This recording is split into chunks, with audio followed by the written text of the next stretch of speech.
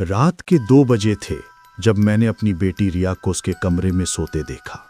मैंने धीरे से दरवाज़ा बंद किया और नीचे आ गया।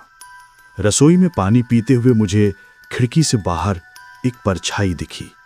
कोई बगीचे में था। मेरा दिल तेजी से धड़कने लगा। पिछले हफ्ते पड़ोस में डकैती हुई थी।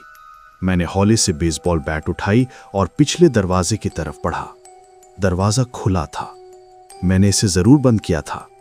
बाहर कदम रखते ही ठंडी हवा का झोंका आया। कौन है? मैंने पुकारा। कोई जवाब नहीं, सिर्फ पत्तों की सरसराहट। तभी मुझे एहसास हुआ बगीचे की लाइट जल रही थी। मैंने इसे रात को बंद कर दिया था। किसी ने इसे चालू किया था। मैं आगे बढ़ा। झाड़ियों के पीछे से एक आवाज आई। मैंने बैट कसकर पकड़ी। पापा? मैं जम गया। रिया की आवाज थी, पर वो तो ऊपर सो रही थी। रिया, तुम यहां क्या कर रही हो? मैंने घबरा कर पूछा। झाड़ियों से रिया बाहर आई। उसके कपड़े गंदे थे, बाल बिखरे हुए थे। पापा, मुझे डर लग रहा है, उसने कहा। क्या हुआ बेटा? तुम नीचे कैसे आई? मैंने तुम्हें अभी अभी तो ऊपर सोते देखा था। पापा, उसने मुझे बीच में रोका। उसकी आंखों में आंसू थे। ऊपर कमरे में कौन है? मेरा खून सर्द हो गया। क्या मतलब? तुम ऊपर थी? मैंने खुद देखा। नहीं पापा, मैं आधे घंटे से यहां बगीचे में हूं।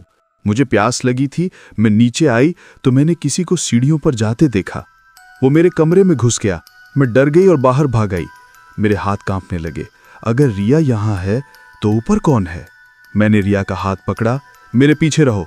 हम दोनों अंदर गए। घर में सन्नाटा था।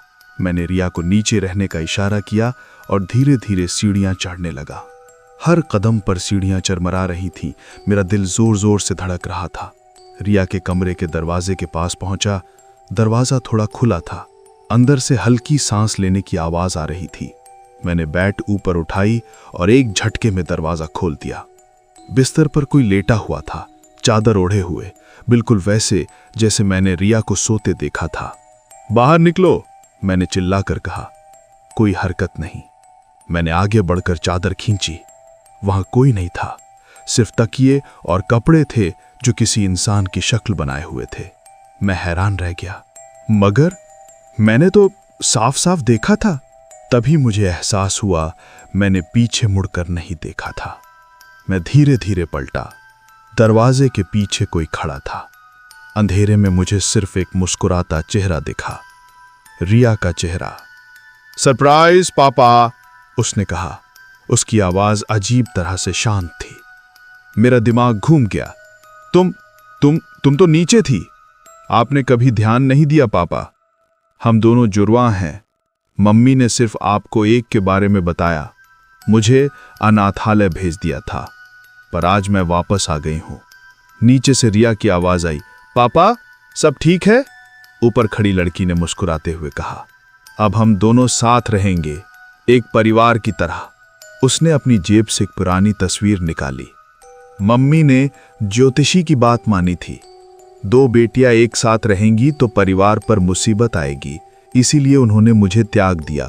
पर वो भूल गईं कि जुड़वा बच्चे हमेशा एक दूसरे को ढूंढ ही लेते हैं।